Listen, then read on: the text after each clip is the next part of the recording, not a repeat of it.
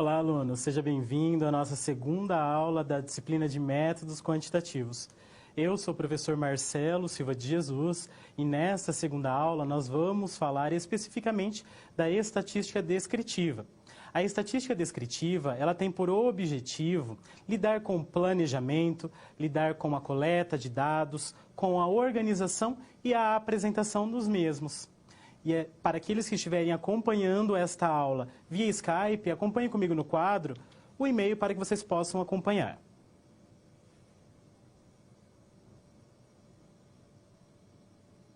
Bom, como eu disse, nós vamos tratar especificamente da estatística descritiva.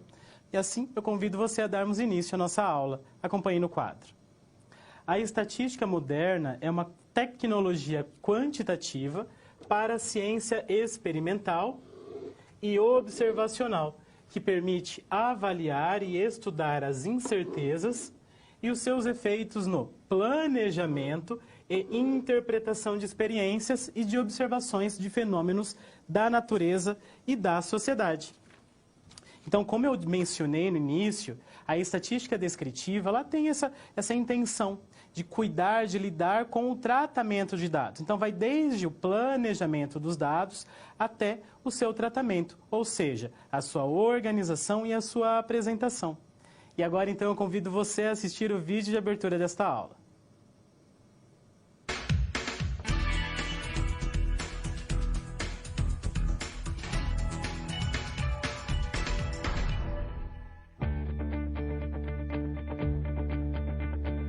Olá, estamos começando a segunda unidade de métodos quantitativos. No mundo da gestão de negócios, na gestão pública ou mesmo no nosso dia a dia, existem muitas informações ocultas que podem ser reveladas por meio da coleta e interpretação de dados. Este é o propósito da estatística descritiva. E como fazemos para revelar o oculto? Essa é a parte mais interessante. Alguns métodos estatísticos são capazes de nos levar a valiosas descobertas. Para isso, são necessários alguns passos. Para te dar uma ideia do que vamos ver nessa unidade, imagine, por exemplo, um achocolatado. Talvez você não saiba, mas na produção dele, além dos nutrientes, também é acrescentada uma boa dose de estatística descritiva.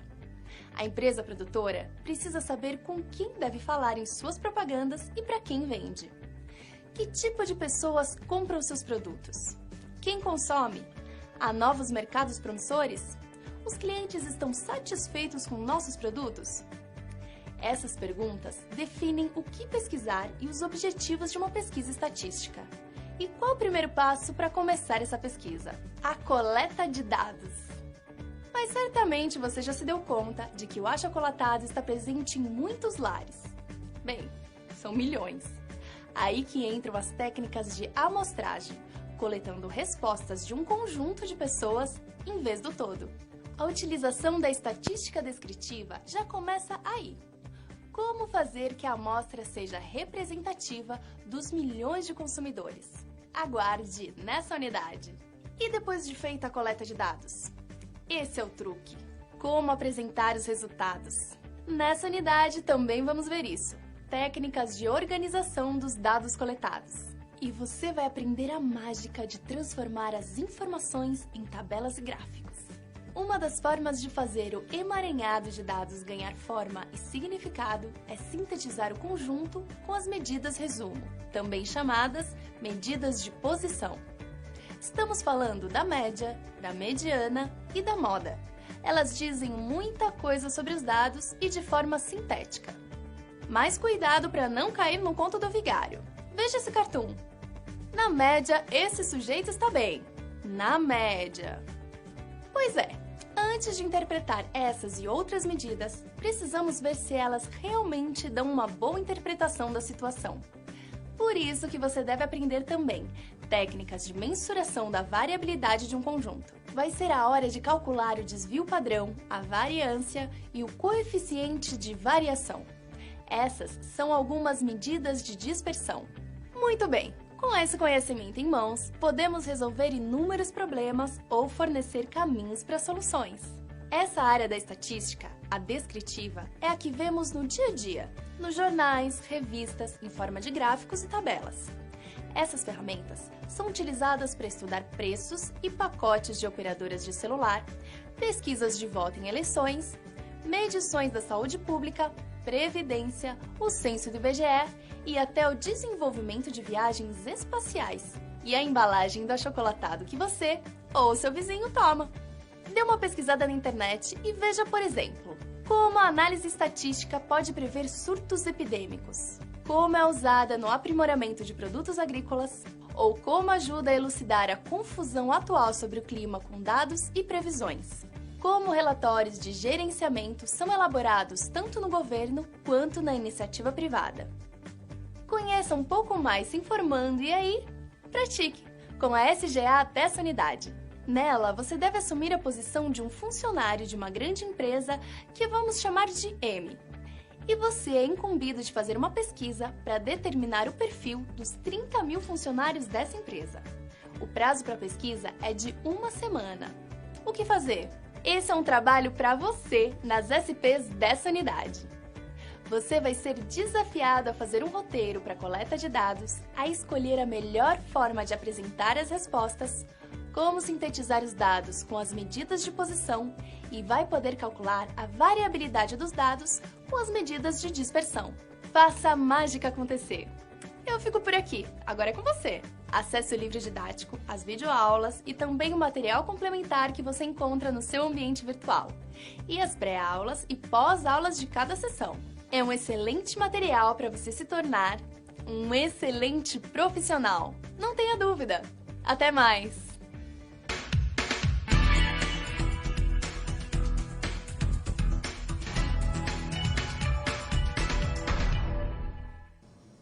Bom, então você pôde perceber por meio do vídeo de abertura desta aula os conceitos que serão tratados. Mas para que haja uma aprendizagem de fato significativa, alguns conhecimentos se tornam importantes. Os conhecimentos prévios. Acompanhe no quadro. Então, entre os conhecimentos prévios, nós temos da matemática básica. As operações básicas de adição, subtração, multiplicação e divisão. As expressões, tanto algébricas quanto numéricas. Noções primitivas de conjunto, elemento e pertinência, que é a ideia de um elemento pertencer a um conjunto, e também o cálculo de porcentagens. Mas para que a gente possa relembrar, então, o cálculo de porcentagem, vejamos a definição.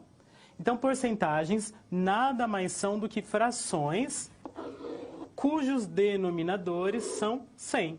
Por isso o nome porcentagem. Existem diferentes representações para a porcentagem. Existe a representação percentual, representação fracionária e a representação decimal. Veja um exemplo. Se eu tenho 2%, então eu posso representar por meio da representação percentual, e isso na representação fracionária, como que fica? Fica 2 sobre 100. E a representação decimal, como eu obtenho? A representação decimal ela é obtida dividindo o numerador da fração pelo denominador, ou seja, 2 dividido por 100. 2 dividido por 100 é o mesmo que 0,02. Vejamos alguns exemplos para o cálculo da porcentagem. 25% de 300. Como que eu calculo?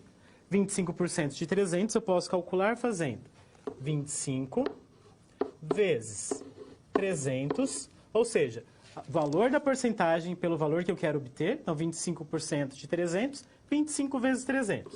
E o resultado eu divido por 100. Eu sempre dividirei por 100? Sim, você sempre irá dividir por 100 no cálculo de porcentagem.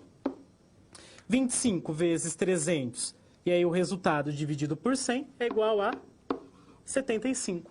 Então, 25% de 300 é igual a 75. Vejamos um segundo exemplo. 8% de 30. Como que eu resolvo? Mesmo processo. 8 vezes 30 dividido por 100. 8 vezes 30 é igual a 240. 240 dividido por 100 é igual a 2,4. E assim eu calculo, então, a porcentagem. Então, perceba que para o cálculo da porcentagem, de uma porcentagem qualquer, eu multiplico, então, o valor da porcentagem pelo valor desejado e depois eu divido por 100. Sempre faço a divisão por 100. Vamos, então, agora conhecer a situação geradora de aprendizagem, aquela situação que irá nortear todo o nosso estudo. Imagine que você é um funcionário de uma grande empresa que denominaremos de M e foi incumbido de realizar uma pesquisa para determinar o perfil dos 30 mil funcionários. O relatório final dessa pesquisa deverá conter informações pessoais como idade, peso, altura, sexo, cor dos olhos, raça e também informações sobre a satisfação em relação às condições de trabalho e a remuneração. Considere que o prazo estipulado para a realização dessa tarefa seja 1 semana. Nesse ponto, algumas dúvidas devem ter surgido. Entre elas, podemos mencionar: o que exatamente devo pesquisar? Como fazer essa pesquisa? O tempo será suficiente para pesquisar todos os funcionários? E em caso negativo, o que fazer? E como apresentar os resultados obtidos com a pesquisa?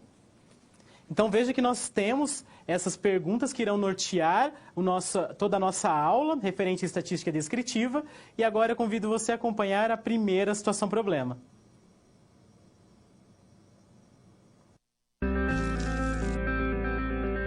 Olá!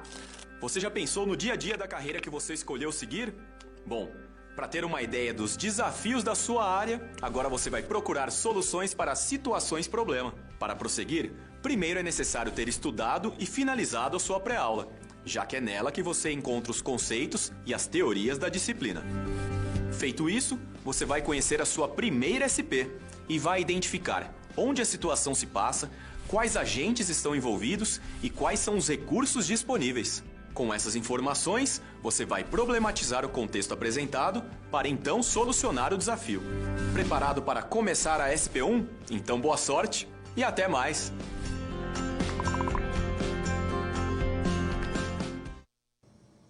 Vamos conhecer então a primeira situação-problema.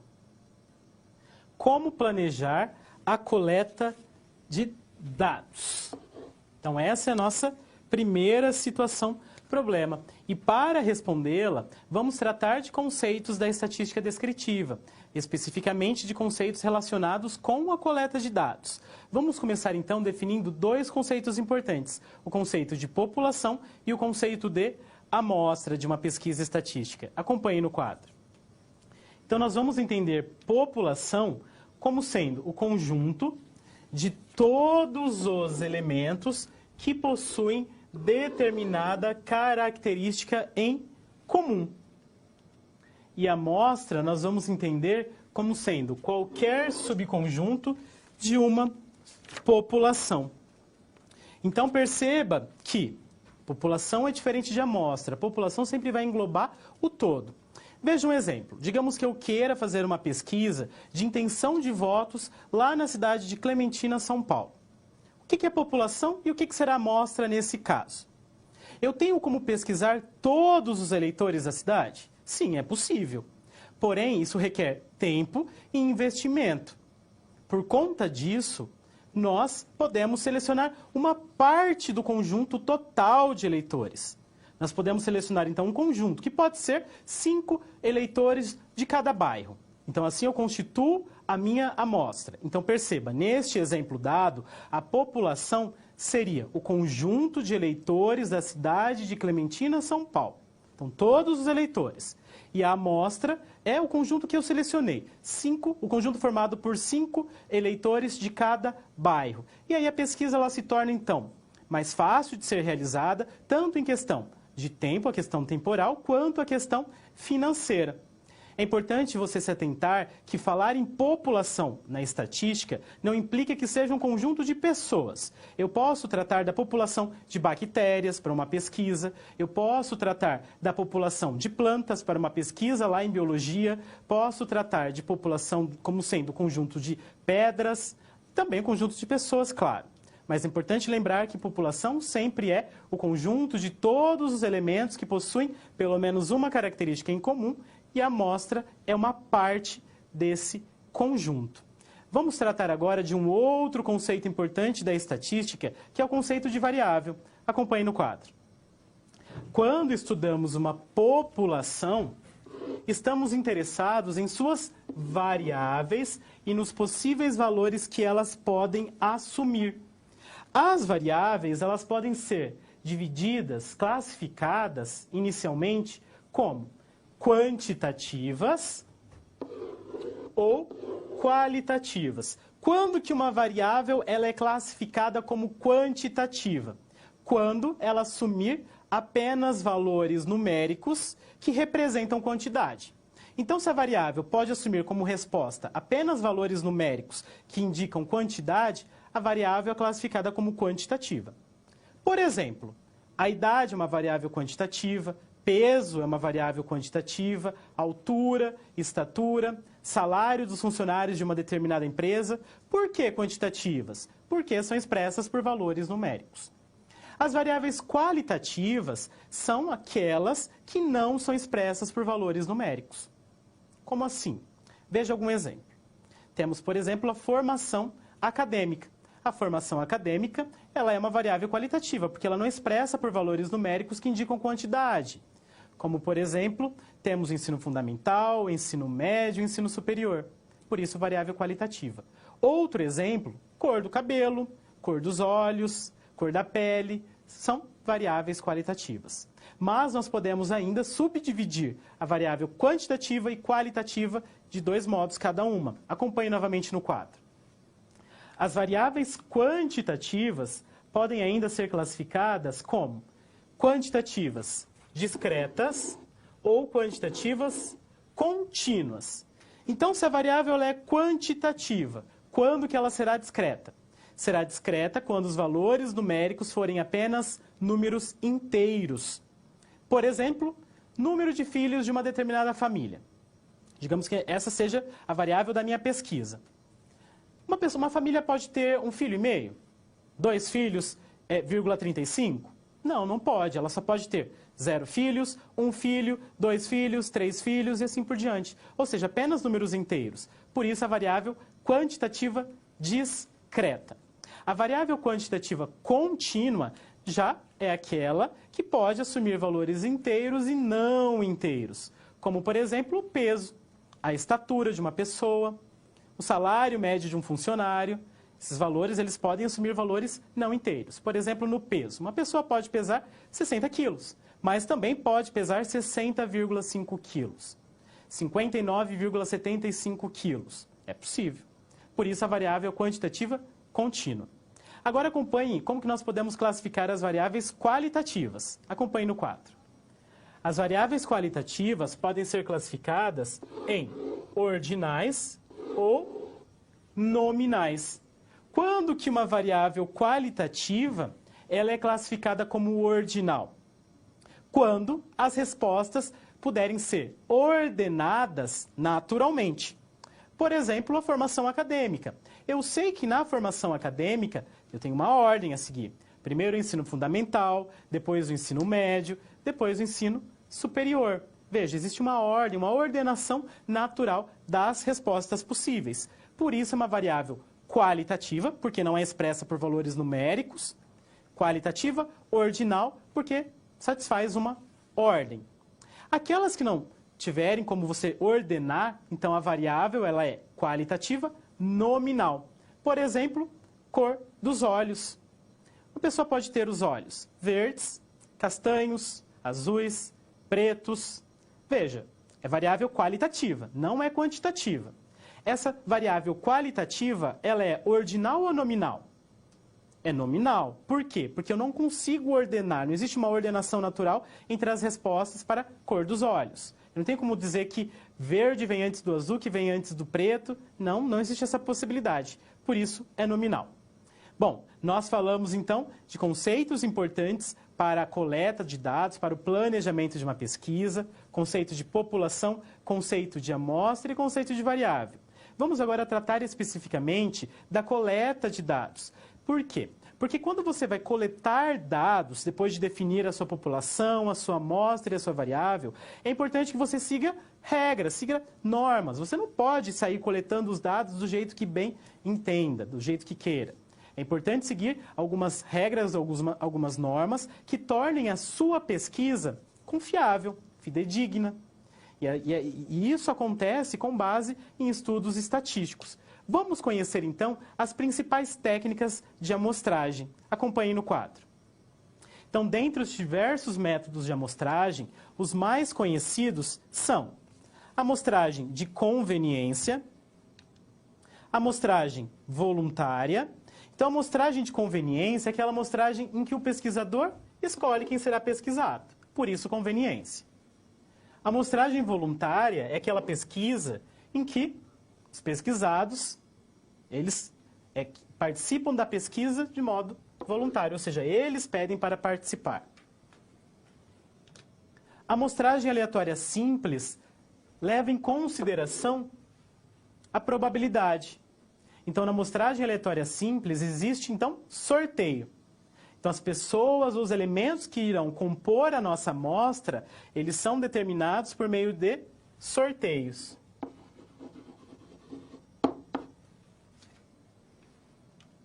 Amostragem sistemática. A amostragem sistemática é aquela amostragem que os elementos da população já estão ordenados. Isso é muito comum em pesquisas por telefone. Então, pesquisas que, digamos, uma empresa queira pesquisar a satisfação das pessoas em relação a uma determinada marca. Ela pode, então, utilizar a lista telefônica, que já existe lá uma ordenação, que é a ordem alfabética, e selecionar de 3 em 3 ou de 10 em 10 os elementos para compor a sua amostra. Então, neste caso, temos a amostragem sistemática. Continue acompanhando no quadro. Outro tipo de técnica de amostragem é a amostragem aleatória estratificada. A amostragem aleatória estratificada, ela leva em consideração populações que tenham estratos diferentes, que tenham grupos diferentes, ou seja, existe uma heterogeneidade na sua população. Por exemplo, digamos que em uma determinada pesquisa a população seja formada por mulheres e por homens. Vamos considerar uma população com 50 alunos.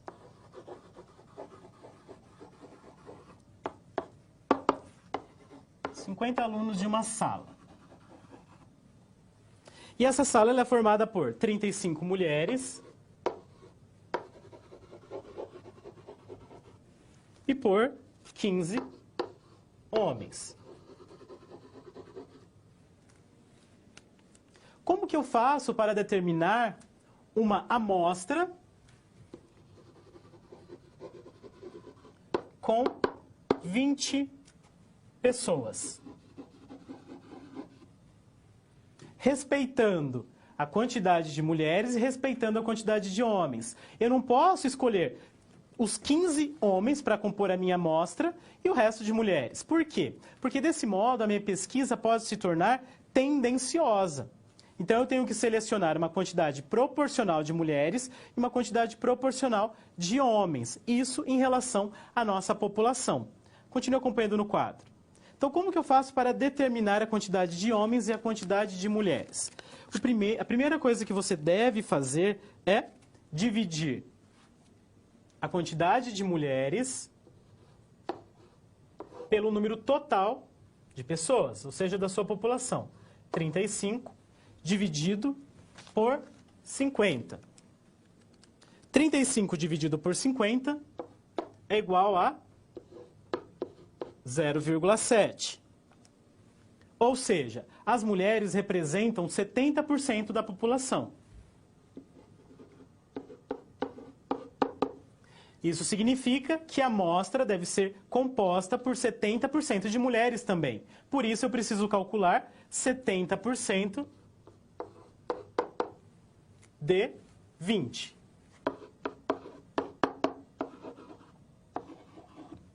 Como que eu calculo 70% de 20? Nós vimos no início da aula. Multiplico 70 por 20 e o resultado eu divido por 100. 70 vezes 20 é igual a 1.400. 1.400 dividido por 100 é igual a 14. Isso significa que a minha amostra deve ser composta por 14 mulheres. E o resto, os demais, por homens. Se a amostra tem um total de 20 pessoas, então 14 são mulheres e, consequentemente, 6 serão homens. E assim, então, eu utilizo a técnica da amostragem estratificada. E a outra técnica é a amostragem por conglomerado. A amostragem por conglomerado é parecida com a estratificada. A diferença é que na estratificada eu tenho grupos diferentes e na amostragem por conglomerado eu tenho o contrário, grupos que são semelhantes. Vejamos agora um roteiro para uma coleta de dados. Então, escolhida a técnica de amostragem, vamos para o roteiro de coleta de dados. Primeiro, nós temos que definir o objetivo da pesquisa. Então, toda pesquisa precisa de um objetivo. 2, definir as variáveis e a população de interesse. As variáveis, como nós vimos anteriormente, e as suas respectivas classificações. O conceito de população também já vimos. Definir o sistema de coleta de dados. Como será feita a coleta de dados? 4, coletar os dados. Colocar em prática, então, a técnica de amostragem escolhida. 5, revisar os dados coletados. Então, esse é um possível roteiro para a coleta de dados. E com esses conceitos tratados até agora, nós já podemos resolver a primeira situação-problema. Acompanhe no quadro a resolução. Então, possível roteiro para uma coleta de dados. Definir os objetivos da pesquisa. No nosso caso, determinar o perfil dos 30 mil funcionários da empresa M. 2, definir as variáveis e a população de interesse. Quais são as variáveis? Idade, peso, altura, cor dos olhos, satisfação em relação às condições de trabalho, satisfação em relação à remuneração. 3, definir o sistema de coleta. Podemos utilizar a amostragem estratificada. No nosso caso, porque temos mulheres e homens trabalhando na empresa M. Coletar os dados. Como que os dados poderão ser coletados? Então, os dados poderão ser coletados por meio de formulários, respondidos e enviados por e-mail.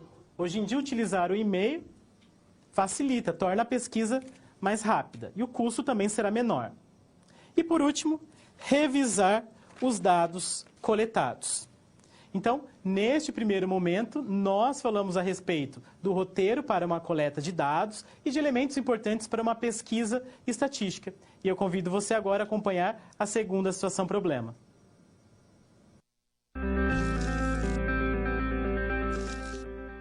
E aí, conseguiu encontrar uma solução satisfatória para a SP1? Como você pôde notar, o desafio apresentado tem como base situações comuns da realidade de mercado. Eles são elaborados a partir de informações de empresas, experiência dos professores e acontecimentos do cotidiano. Isso significa que antes mesmo de você se formar, além de todo o conhecimento teórico, você já está em contato com a realidade do seu futuro profissional. Ah, e caso surja alguma dúvida, acesse o fórum e envie a sua pergunta, ok? Confere agora a SP2.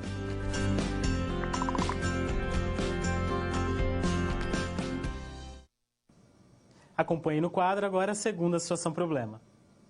Fizemos um planejamento da coleta de dados para a pesquisa da empresa M e elaboramos um roteiro para a realização de tal tarefa, que foi feito lá na situação-problema 1. Para continuar o trabalho, vamos considerar que os dados já foram coletados, sendo a nossa tarefa agora organizá-los, resumi-los e apresentá-los. Então, como que nós podemos organizar, resumir e apresentar os dados? Vamos começar tratando da organização por meio do rol. Acompanhe comigo no quadro. Então, quando você faz uma pesquisa e coleta os dados obtidos, nós dizemos que estão organizados em dados brutos. São os dados brutos, como foram coletados. Então, dados brutos são aqueles que se apresentam da maneira como foram coletados. Muitas vezes desorganizados. O rol, ele é construído colocando os dados em ordem crescente ou decrescente. Veja um exemplo. Temos aqui os dados brutos: 18, 42, 31, 26, 21, 24, 20 e 90, de uma determinada pesquisa. Como que eu organizo em rol? Lembrando que o rol pode ser crescente ou decrescente. Então, em rol crescente, do menor para o maior: 18, 20, 21, 24, 26, 31, 42 e 90. Do menor para o maior. E o rol decrescente consiste em organizar os dados do maior para o menor: 90, 42, 31, 26, 24, 21, 20 e 18. Então, essa é uma forma de organizar os dados, mas os dados podem ainda ser organizados por meio dos gráficos. Os gráficos são importantes porque eles facilitam a leitura, facilitam a interpretação. Acompanhe comigo no quadro alguns exemplos de gráficos. Então, para as variáveis qualitativas, aquelas que nós vimos anteriormente, nós temos o gráfico de barras como uma possibilidade de organização. O gráfico de barras, ou conhecido como gráfico de colunas, ele possui o eixo horizontal, na qual, denominado de eixo das categorias, então veja que no eixo horizontal, nós deixamos explícito a variável tratada e as suas respostas. No nosso caso, cor dos olhos: castanhos, azuis e verdes. No eixo vertical, o eixo das quantidades, nós temos, então, que cada barra representa um dos valores assumidos pela variável. Então, no eixo vertical, nós representamos as respectivas quantidades para o eixo horizontal. Então, por exemplo, qual a quantidade de pessoas que possuem cor dos olhos castanhos? 15 pessoas.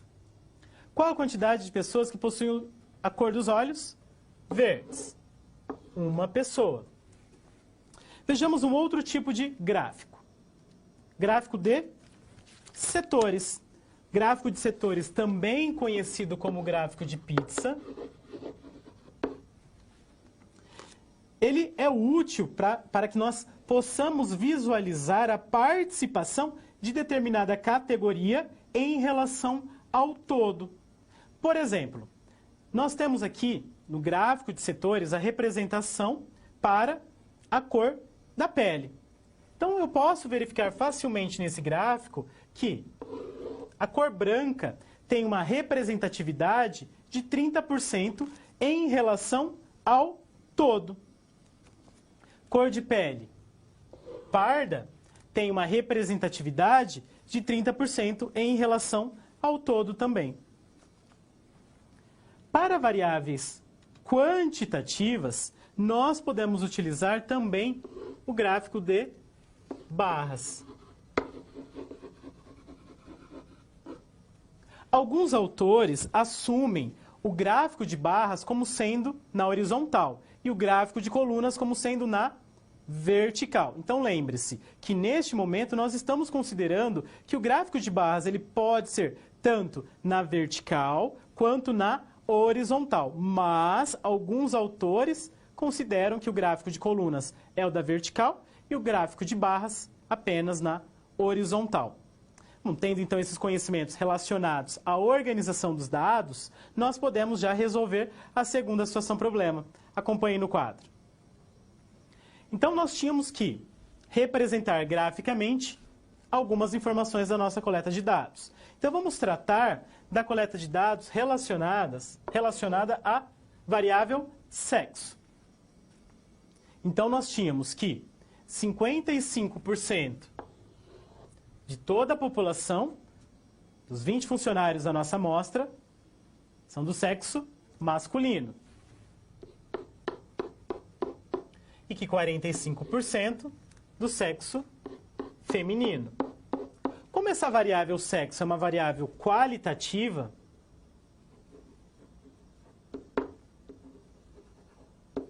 nós podemos representar tanto utilizando o gráfico de barras, quanto o gráfico de setores. Perceba que no gráfico de setores eu consigo facilmente visualizar a relação entre a quantidade de homens e a quantidade de mulheres. E eu já concluo só de olhar que a amostra ela é constituída por mais homens do que mulheres. Então essa é a função dos gráficos, facilitar a nossa leitura, facilitar a interpretação. E assim então nós resolvemos a segunda situação problema e eu convido você a acompanhar agora a terceira situação problema. Bom, 2 SPs já foram finalizadas. Como você acha que está se saindo? Lembre-se de que para se dar bem é importante seguir as etapas, já que elas facilitam os seus estudos. Vamos revê-las? Primeiro é necessário estudar a pré-aula para conhecer a teoria e os conceitos da disciplina. Em seguida, leia a SP com atenção para conhecer e interpretar a situação exposta. Feito isso, você deve levantar hipóteses sobre a situação problema, considerando os recursos disponíveis. E por fim, você deve aplicar os conceitos estudados com foco em resolver a problematização. Combinado? Então fique agora com a SP3. Até mais!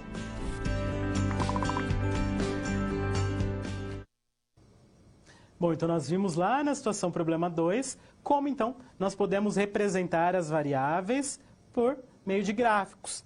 E a variável peso, por exemplo, que é uma variável quantitativa, ela pode ser representada como? Ela pode ser representada utilizando o gráfico de barras. Vamos então agora conhecer a terceira situação problema. Existem ainda outras maneiras de resumir conjuntos de dados, que vão além de uma tabela ou de um gráfico. Então, considere a tabela abaixo. Então, essa tabela é referente aos dados coletados da nossa amostra de 20 funcionários da empresa M. Então, nós temos informações a respeito da idade, da estatura, do peso, do sexo, da cor da pele, da satisfação em relação às condições de trabalho e em relação à remuneração. Então, vamos continuar trabalhando com esse conjunto de dados. Como representar os dados referentes à variável por um único valor? Qual valor seria mais adequado para conjunto? Então, neste terceiro momento, nós vamos tratar especificamente das medidas de tendência central, ou conhecidas como média, moda e mediana.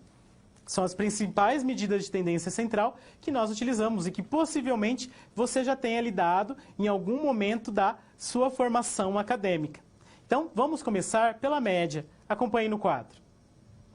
A média aritmética, ou simplesmente média, então quando eu falar em média, entenda como média aritmética, corresponde à divisão da soma de todos os valores de um conjunto de dados pela quantidade de valores desse conjunto.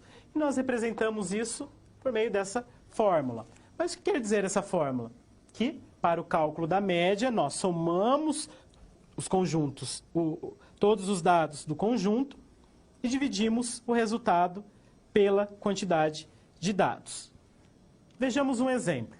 Calcule a média do seguinte conjunto de dados: 18, 20, 21, 24, 26, 31, 42 e 90. Então, o que eu faço primeiro? Somo todos os dados. Então, fazemos a soma.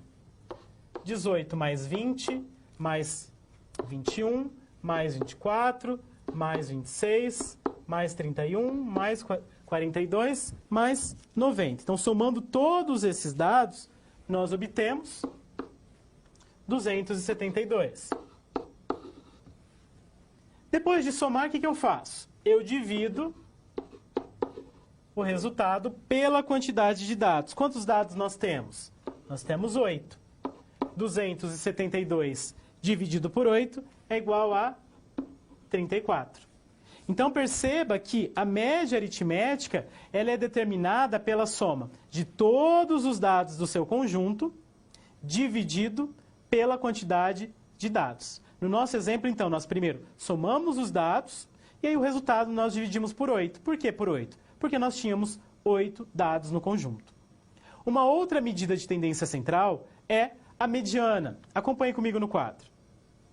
A mediana ou valor mediano de um conjunto de dados, simbolizada por MD, corresponde ao valor central de um rol. Então, preste atenção. Para o cálculo da mediana, é importante que os dados estejam organizados em rol, ou seja, em ordem crescente ou decrescente. Para calculá-la, temos que considerar dois casos. Primeiro, quantidade ímpar de valores no conjunto.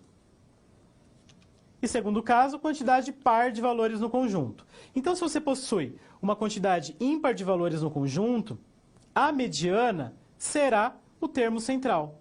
Você conseguirá, então, dividir o conjunto de dados em dois grupos e determinar o termo central. Quando o conjunto tiver uma quantidade par de valores no conjunto, é importante que você, então, organize em rol, ou seja, em ordem crescente ou decrescente, e considere a média aritmética dos dois dados centrais. Isso quando você tiver uma quantidade par de dados. Vejamos um exemplo. Calcule a mediana dos valores amostrados das variáveis x e y apresentados a seguir. Bom, perceba que na terceira linha, o y e i, nós temos quantos dados? Nós temos 7. 7 dados. É uma quantidade par ou ímpar? É uma quantidade ímpar de dados. Se é uma quantidade ímpar de dados, a mediana é o termo central. 543. Então, nós temos 3 dados à esquerda do 543 e 3 dados à direita do 543. Então, a mediana, 543. Na linha de cima, na linha referente ao xi, perceba que nós temos uma quantidade par de dados. Temos 8 dados. Eu não tenho como determinar um termo central, mas eu posso, então, e devo calcular a média aritmética dos dois centrais. Quais são? 144 e o 148. E eu calculo a média aritmética entre os dois. E como que eu calculo a média aritmética mesmo? Somo os dois valores, 144 mais 148, e divido o resultado por 2. A soma resulta em 292, isso dividido por 2 é igual a 146. Então, a mediana referente aos dados x e y é igual a 146, e a mediana referente a y e é 543. Uma outra medida de tendência central conhecida é a moda. Acompanhe no quadro. A moda, simbolizada por MO, é o valor com maior frequência em um conjunto de dados. E aí o conjunto ele pode ser amodal, quando ele não possui moda, bimodal, possui 2 modas, trimodal, possui 3 modas, multimodais, possui 4 ou mais modas. Então, o que é a moda em um conjunto de dados? A moda é aquele valor, aquele dado que mais se repete, que mais aparece. Acompanhe comigo no quadro um exemplo. Qual a moda para o conjunto de dados referente à variável cor dos olhos? É uma variável qualitativa nominal. Então, nós temos que, para a cor dos olhos azuis, uma pessoa. Cor dos olhos castanhos, 7. Pretos, 2. E verdes, 4. Qual é o que mais aparece? Azuis, castanhos, pretos ou verdes? O que mais aparece é a cor dos olhos castanhos. Por isso, a moda, neste caso, é igual a castanhos.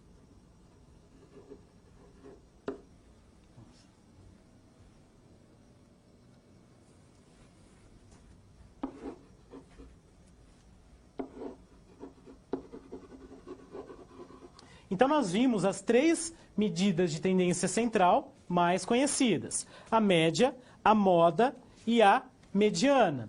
Lembrando que a média é a soma de todos os dados dividido pela quantidade de dados. A mediana é o valor central, a medida central, que pode ser determinada para uma quantidade ímpar de valores. Se você tiver uma quantidade ímpar de valores, a mediana será exatamente o termo central. Agora, se você tiver uma quantidade par de dados, você deve calcular a média aritmética dos 2 centrais. E a moda, que é o valor que mais se repete, que mais aparece no seu conjunto de dados. Então, agora nós já podemos resolver a terceira situação problema. Acompanhe no quadro.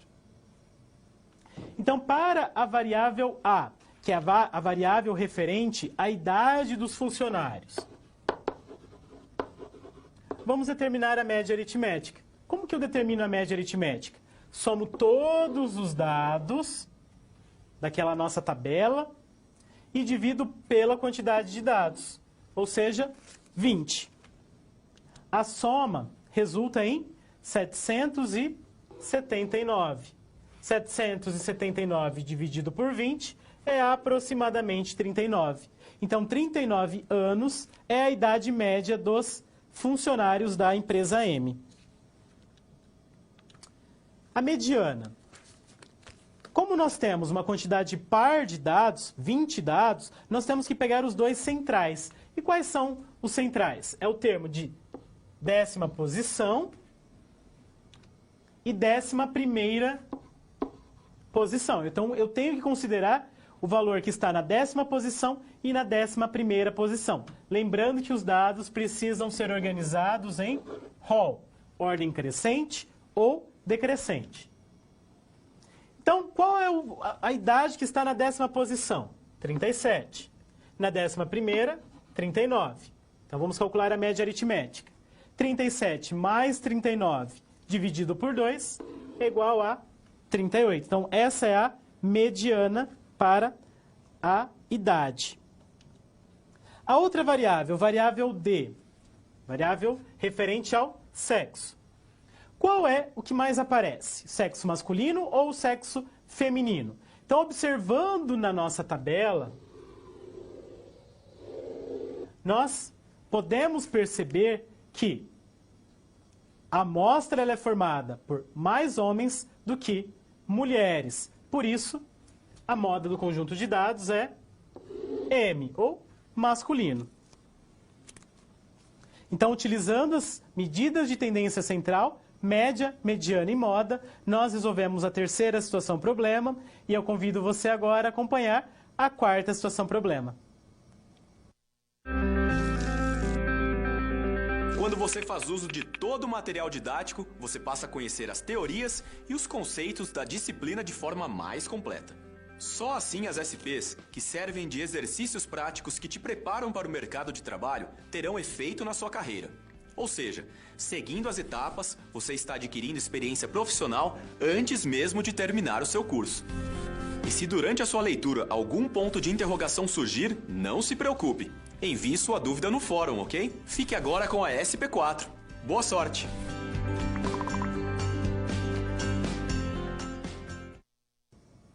Agora acompanhe no quadro a quarta situação problema. Precisamos decidir se a média que nós acabamos de ver, se ela é adequada para resumir os dados referentes aos funcionários da empresa M e quantificar a variabilidade de cada conjunto de dados. E nós vamos entender dispersão ou variabilidade de um conjunto como sendo a maior ou menor diversificação dos valores de uma variável em torno de um valor de tendência central tomado como ponto de comparação. O que isso quer dizer? Isso quer dizer que a variância, ela de algum modo irá mensurar o quão distante os dados se encontram ou estão de uma medida de tendência central, que pode ser a mediana, que pode ser a média. Neste caso, nós não iremos considerar a moda. Nós podemos, então, calcular a variância, tanto considerando a média ou considerando a mediana.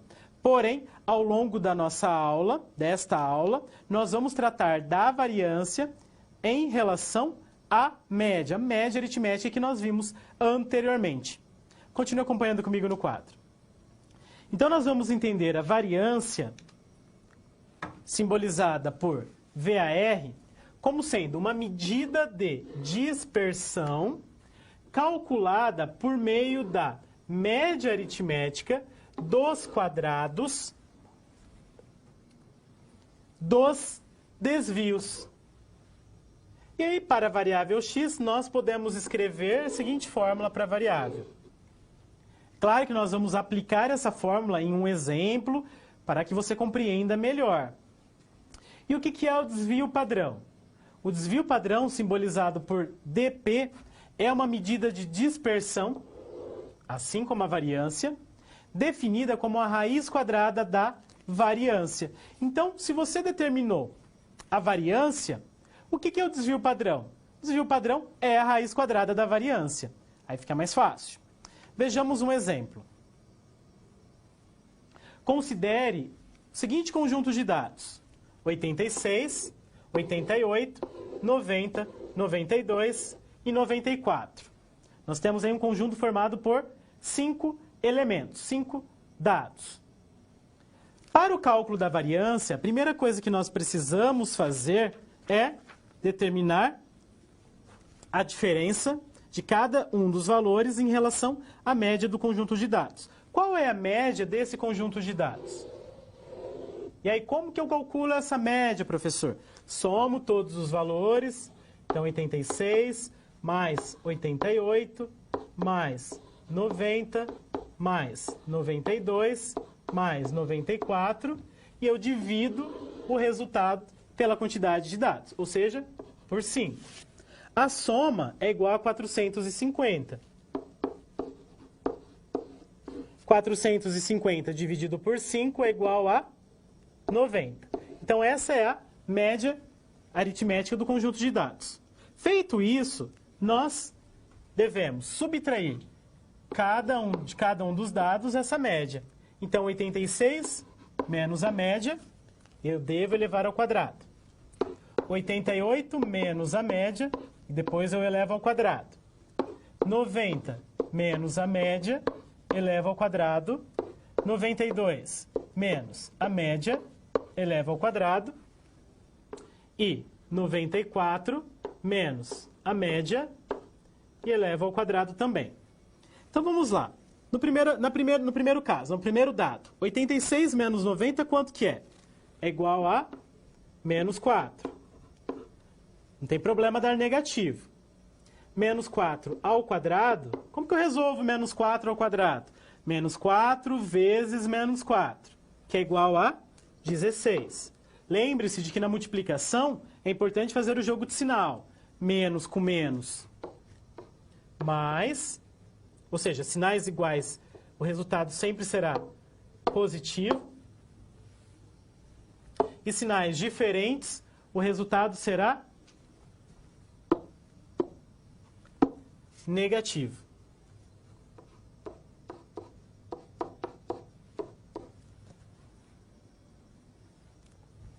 Então, na segunda linha, 88 menos 90. 88 menos 90 é igual a menos 2. Menos 2 ao quadrado igual a 4. Novamente, menos 2 vezes menos 2, 4 positivo. 90 menos 90 é igual a 0. 0 ao quadrado é igual a 0. 92 menos 90 é igual a 2. 2 ao quadrado é igual a 4. E na última linha, 94 menos 90, 4. Isso positivo. 4 ao quadrado é igual a 16.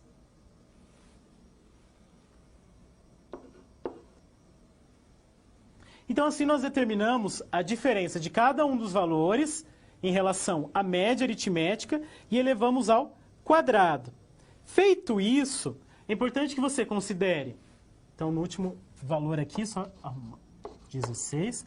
Depois de ter feito isso, é importante que você some todos os resultados e divida pela quantidade de dados. Então, teremos 16 mais 4 mais 0 mais 4 mais 16. E o resultado eu tenho que dividir por 5. A soma será igual a 40. 16 mais 4, 20. 20 mais 0, 20. 20 mais 4, 24. 24 mais 16 igual a 40. 40 dividido por 5 é igual a 8. Então, eu tenho que a variância do meu conjunto de dados é igual a 8. Com isso, eu já consigo determinar facilmente o desvio padrão. O desvio padrão desse conjunto de dados é a raiz quadrada da variância. Se a variância é 8, então eu tenho que calcular a raiz quadrada de 8. E quanto que é a raiz quadrada de 8? É aproximadamente 2,83. Então, assim, nós calculamos tanto a variância quanto o desvio padrão do nosso conjunto de dados. Então, se você tem um conjunto de dados e precisa determinar a variância, o que você faz? Primeiro, calcula a média aritmética do conjunto de dados. Soma tudo e divide pelo número de dados. Média aritmética. Depois, você pega cada um dos valores, subtrai essa média e o resultado eleva ao quadrado. Faz isso com todos os dados. Depois, com os valores dos quadrados obtidos, você calcula a média aritmética. Soma todos os dados e divide pela quantidade de dados. Assim você obtém a variância. O desvio padrão ele é determinado pela raiz quadrada dessa variância. Vamos agora falar de um outro conceito, que é o conceito de coeficiente de variação. Acompanhe comigo no quadro. O coeficiente de variação, simbolizado por CV, é uma medida de dispersão definida como a razão, ou seja, a divisão entre o desvio padrão e a média de um conjunto de dados. E aí, para uma variável x, nós escrevemos a fórmula. Então, o coeficiente de variação é igual à divisão entre o desvio padrão e a média aritmética. Com o valor do coeficiente de variação, é importante que você analise se o valor obtido ele é menor ou igual que 15%, se ele está entre 15% e 30%, ou se ele é maior que 30%. Por quê? Porque é essa análise que vai determinar a variabilidade do seu conjunto de dados.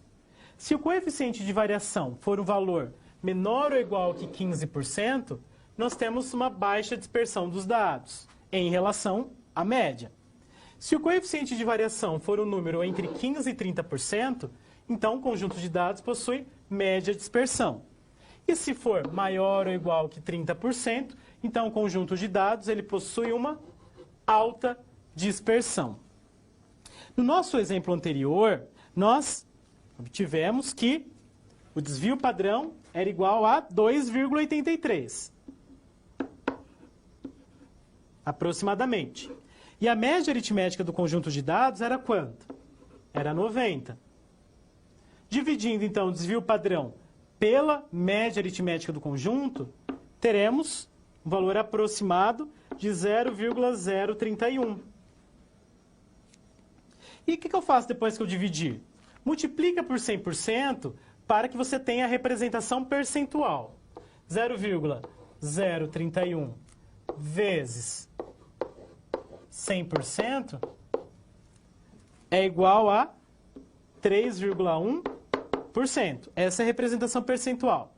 3,1% é maior ou menor que 15%. Se enquadra, então, em baixa dispersão. Então, essa é a nossa conclusão, que o conjunto possui uma baixa dispersão dos dados em relação à média.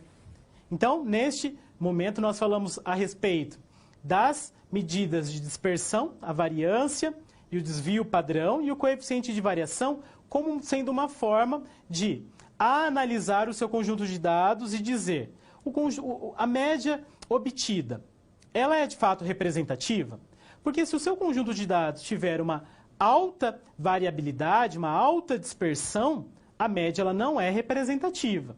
É importante que, para que a média seja representativa, o coeficiente de variação seja menor que 30%. O ideal é menor ou igual a 15%. Vamos então resolver a situação problema. Acompanhe no quadro. Consideraremos a média representativa de um conjunto de dados quando tiver, então, baixa dispersão, ou seja, quando o coeficiente de variação for menor ou igual que 15%. As medidas de posição são ferramentas que devem ser utilizadas em conjunto com as medidas de dispersão, pois, se um conjunto possui alta variabilidade, pouca informação será fornecida por uma medida pontual. Então, vejamos para a variável A. Na variável A, nós tínhamos que a média do conjunto de dados era 38,95. Para a variável peso, a média aritmética do conjunto de dados era 76,05. Como que eu obtenho a média para a idade? Como que eu obtenho a média para o peso? Bom, lembrando que a média é determinada pela soma de todos os dados dividido pelo número de dados. E para a variável C, a altura dos funcionários, a média aritmética, 172,85. Tendo essas informações, nós podemos calcular o coeficiente de variação de cada um dos casos. Então, para a variável A, nós temos que o desvio padrão dos dados é 11,7 e a média aritmética 38,95. Como que eu cheguei nesse 11,7?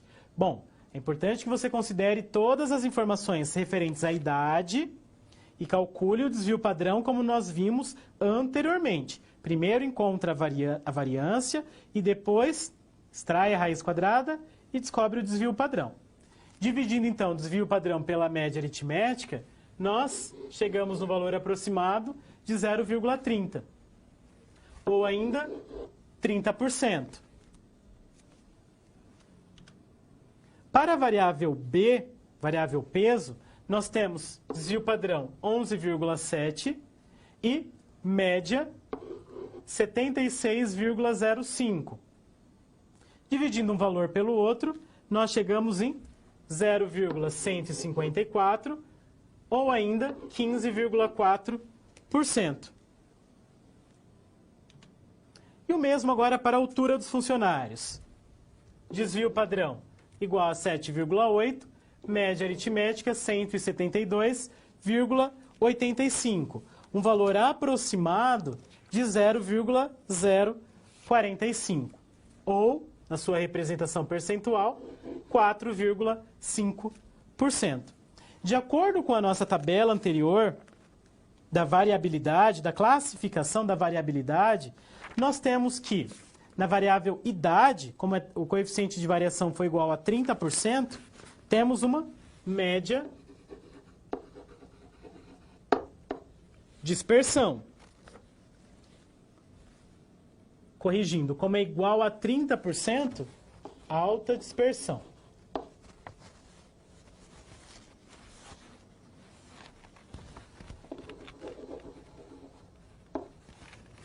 No segundo caso, na variável b, nossa, referente ao peso, como o valor do coeficiente de variação foi igual a 15,4%, então nós temos uma média dispersão.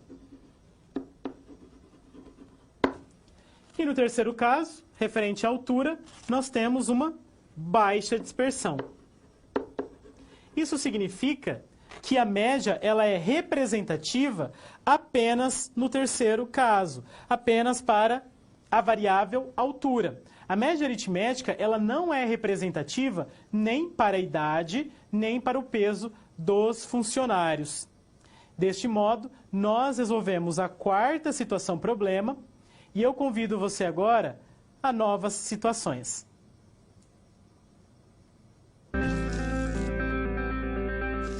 Bom, chegamos ao final da nossa aula. E depois de concluir todas as SPs, é hora de você refletir sobre tudo o que aprendeu com os desafios. Vamos lá? Primeiro, ficou claro que o conhecimento vem ao fazer uso do material didático disponível no ambiente virtual do aluno. Isso inclui fazer a pré-aula, assistir aos vídeos, ler os textos e acessar as web-aulas. E depois de compreender os conceitos da disciplina, você aprendeu a aplicar os fundamentos aprendidos em situações similares às da realidade do mercado de trabalho. Tudo isso faz de você um aluno proativo e mais capacitado para exercer a sua profissão, o que te coloca passos à frente na hora de ter sucesso profissional. Mas não acabou. Você ainda tem a sua pós-aula para acessar. Não vai esquecer, hein? Cada parte do processo é essencial para a sua aprendizagem. Respeite todas as etapas, ok? Bons estudos! Tchau! Vamos então conhecer uma nova situação. Acompanhe no quadro. Uma pesquisa de mercado obteve os seguintes dados relativos aos preços de um determinado produto. Então, 2,35, 2,35, 2,40, 2,40, 2,40 e 2,55. Será que a média é adequada para resumir os dados referentes aos preços coletados? Bom, para determinarmos se a média ela é adequada, nós precisamos primeiro, então, determinar essa média e depois determinar o coeficiente de variação. Lembrando que o coeficiente de variação, ele é a divisão entre o desvio padrão e a média aritmética. Então, vamos determinar a média aritmética e o desvio padrão. Acompanhe novamente comigo no quadro. Então, para o cálculo da média aritmética, foi apresentado aqui um cálculo, porém, esse cálculo não está correto. Vamos realizar novamente o cálculo da média aritmética. Então, a média aritmética será determinada pela soma de todos os valores, 2,35 mais 2,35 mais 2,40 mais 2,40 mais 2,40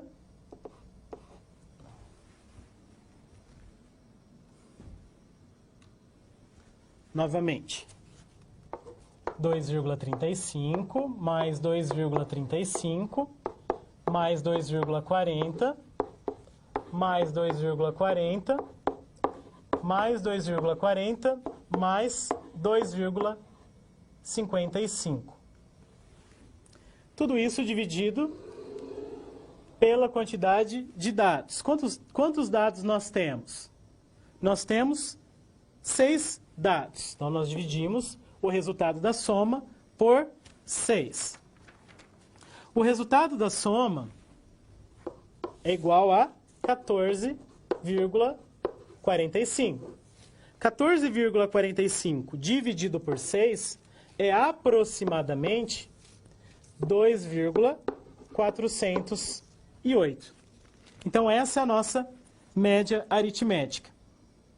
Bom, agora para o cálculo do desvio padrão, é importante que você se lembre de efetuar os cálculos que nós vimos anteriormente, para a variância e depois para o desvio padrão, sendo o desvio padrão a raiz quadrada da variância. O desvio padrão a ser determinado, a ser encontrado, ele é aproximadamente 0,4 0,67. Vamos determinar o desvio padrão de um modo mais rápido, utilizando a calculadora científica. Acompanhe comigo na câmera de documentos. Bom, então você já viu, você já aprendeu a determinar o desvio padrão por meio dos cálculos, manualmente.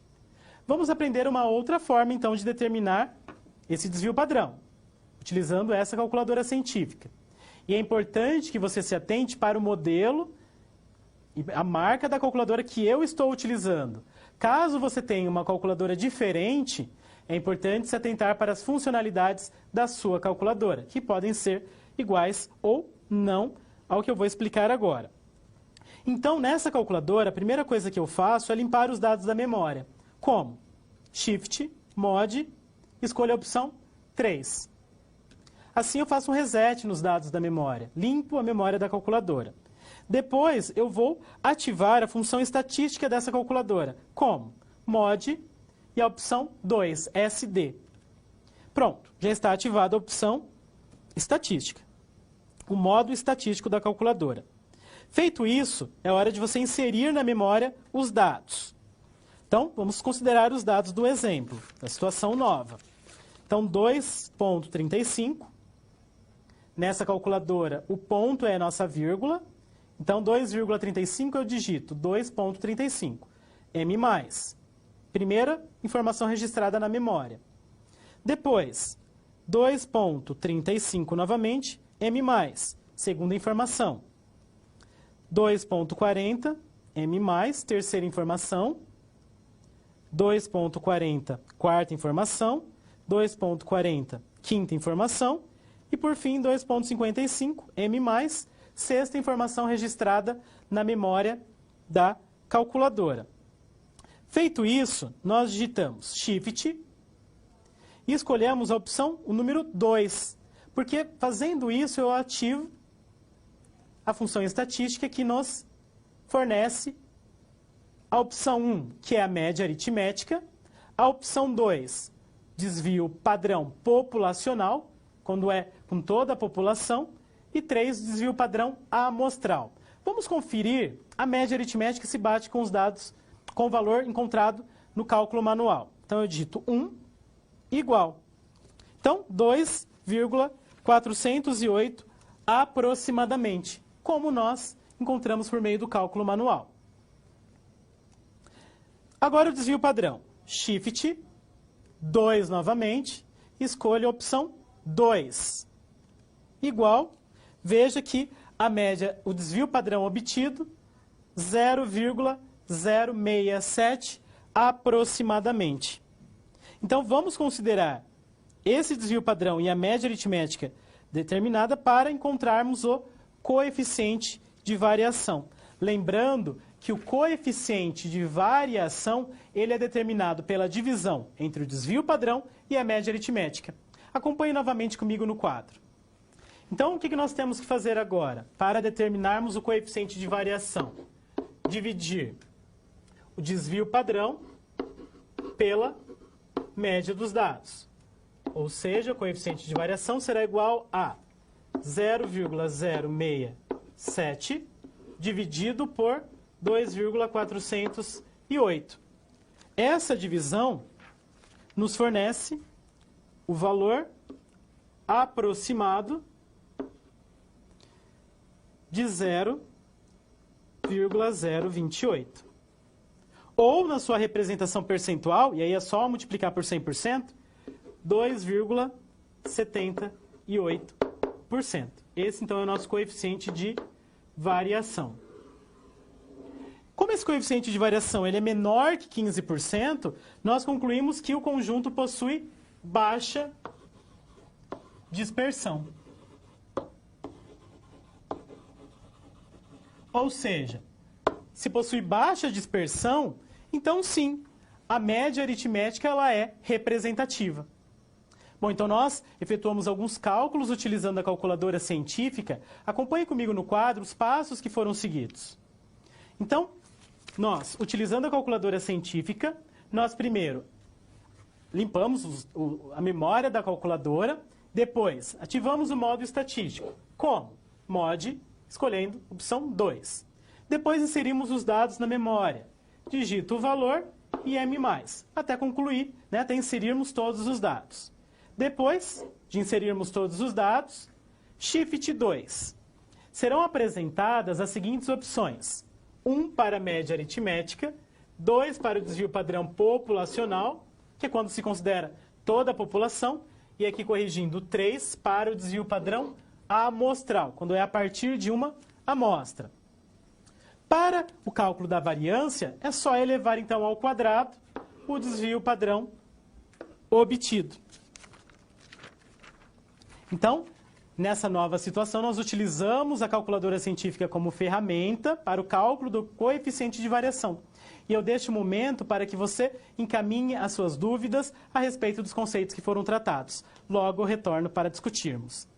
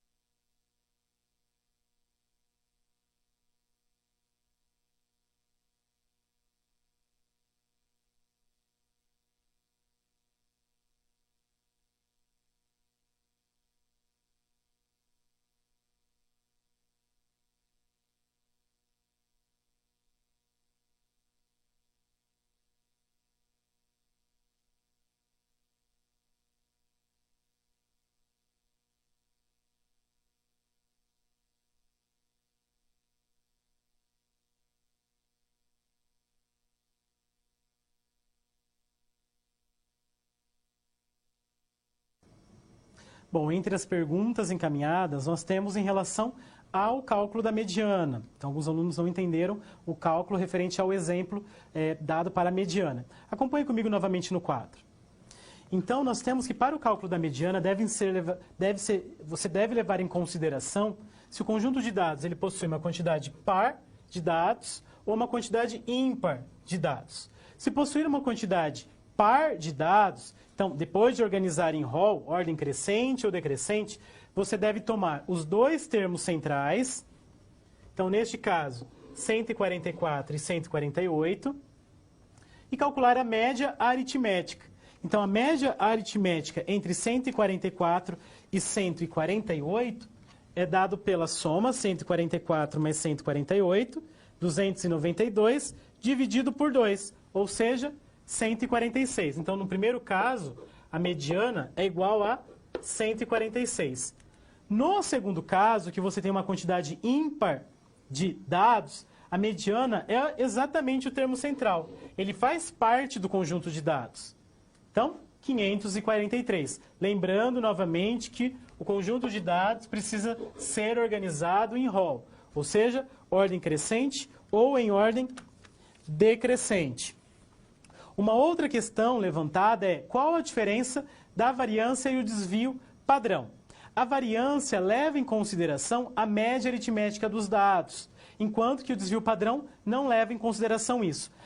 Por conta dessa diferença, né, da variância levar em consideração o quadrado da diferença entre cada um dos dados em relação à média aritmética, o desvio padrão se torna mais confiável.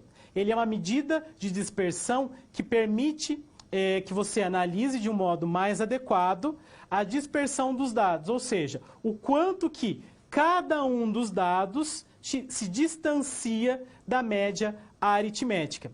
Por isso que, se o coeficiente de variação for muito alto, isso significa que os dados estão muito dispersos em relação à medida de tendência central. E isso não é bom. É importante que os dados estejam próximos dessa medida de tendência central.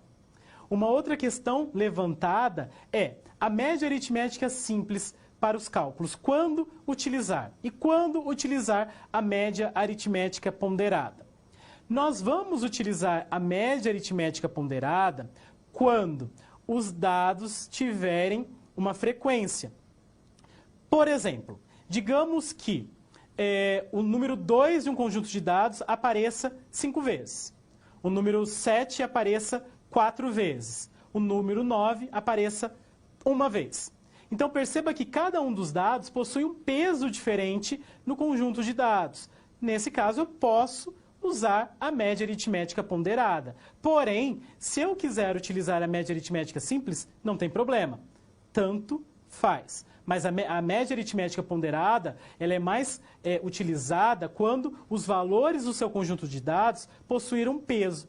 É muito comum no cálculo da nota final de um determinado estudante, quando a nota de cada bimestre recebe um determinado peso. Então, digamos que a nota do primeiro bimestre tenha peso 2, a nota do segundo bimestre tenha peso 3, a do quarto bimestre tenha peso 5, então tem pesos diferentes. O que você tem que fazer?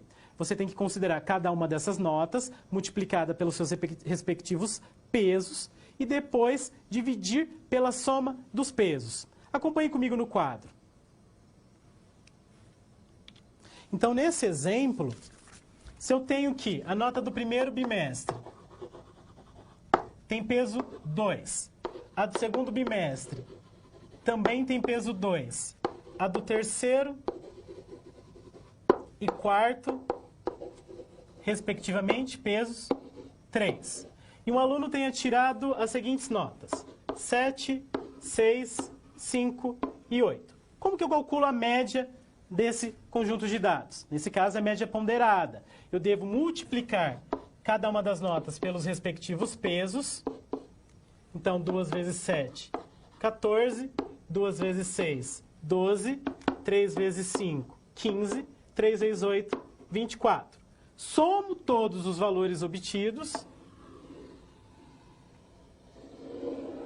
e divido o resultado pela soma dos pesos. Ou seja, 14 mais 12 mais 15 mais 24 e divido o resultado pela soma dos pesos. 2 mais 2 mais 3 mais 3. E assim, então, nós calculamos a média ponderada. Mas, no mesmo caso, eu poderia utilizar também a média aritmética simples. Bom, então, respondidas as perguntas, gostaria de agradecer a sua participação ao longo desta aula e convidá-lo para assistir o vídeo de encerramento.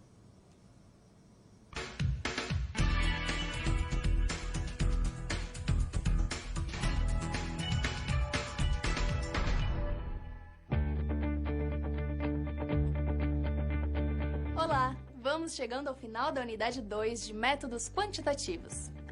Agora você já conhece as medidas de dispersão, já é capaz de fazer cálculos para mensurar a variabilidade de um conjunto de dados. E sabe que as medidas de dispersão são fundamentais para determinar se uma medida de posição representa bem um conjunto ou não. Aprendeu que a média, a mediana e a moda são medidas resumo que podem ser eficazes para sintetizar informações, assim como gráficos e tabelas são ferramentas importantes para análise de informações. Antes disso tudo, é claro, foi preciso descobrir como fazer uma coleta de dados relevante. Viu o tanto que você está sabendo? Agora você pode tirar o coelho da cartola quantas vezes quiser. Essa é a mágica de aprender. E memorizar também é um truque importante para aprender. Você se lembra dos desafios das situações-problema? Vamos relembrar. Na SP1, você aprendeu a fazer um roteiro para coleta de dados sobre os funcionários da empresa M. Primeiro vieram os objetivos para guiar a pesquisa. Depois, foi preciso adaptar perguntas genéricas para que as respostas fossem objetivas. Depois, foi definido o sistema de coleta. Você viu que a amostragem devia envolver todos os cargos e que é necessário planejar a maneira de coletar os dados. Já na SP2, a tarefa foi organizar os dados coletados, resumir e apresentar. Foi necessário decidir qual a melhor forma gráfica de representar as respostas. Foram trabalhadas duas variáveis, sexo e peso, e foram feitos gráficos com base nas características intrínsecas a essas variáveis. O gráfico de setor foi escolhido para a variável sexo, e um histograma foi o mais adequado para o peso. Na SP3, o desafio foi resumir os conjuntos de dados utilizando as medidas de posição. Foram calculadas a média, a mediana e a moda para as variáveis idade e sexo. Vimos que a média e a mediana não representaram muito bem o conjunto de idades. E a moda foi a única medida de posição que pôde ser utilizada para a variável sexo. Na SP4 ficou claro por que a média calculada não era representativa, por não dimensionar o quanto as idades variavam. Isso ficou evidente com o cálculo das medidas de dispersão, resultando em porcentagens de variação elevados para idade e peso. A conclusão foi que o uso de um gráfico ou tabela seria melhor para representar esses dados. Agora é a sua chance de aplicar o que aprendeu em novos contextos. Veja esse gráfico do Censo Escolar de 2014, disponível no site G1.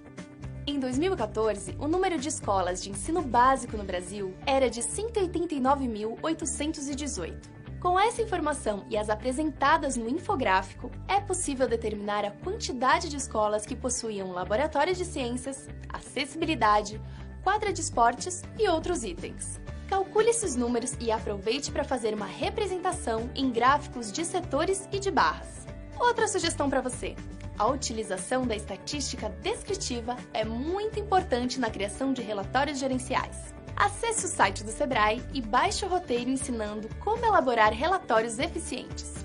Pratique tendo como referência dados do local onde você trabalha ou estuda. Esse é um aprendizado que você certamente vai usar profissionalmente. E aqui vão algumas dicas para você acessar os materiais didáticos e ver como a estatística descritiva está bem presente no seu dia a dia. Procure se informar mais sobre o censo escolar. Leia o artigo falando como ele é feito e qual sua importância para as decisões educacionais. Acesse o material sobre tipos de gráficos e veja como lidar com gráficos no Excel. Procure saber qual é a medida usada para divulgar o Índice de Desenvolvimento Humano, a média ou a mediana. E veja como um laboratório de coleta de sangue pode fazer seu controle de qualidade com o apoio de dados estatísticos. Você vai começar a notar que a estatística descritiva está por todo lado. Não deixe de realizar as atividades propostas. Leia o seu livro didático, os materiais complementares e principalmente a bibliografia recomendada. Você vai ver que a estatística é cada vez mais valiosa quanto mais você conhece sobre ela.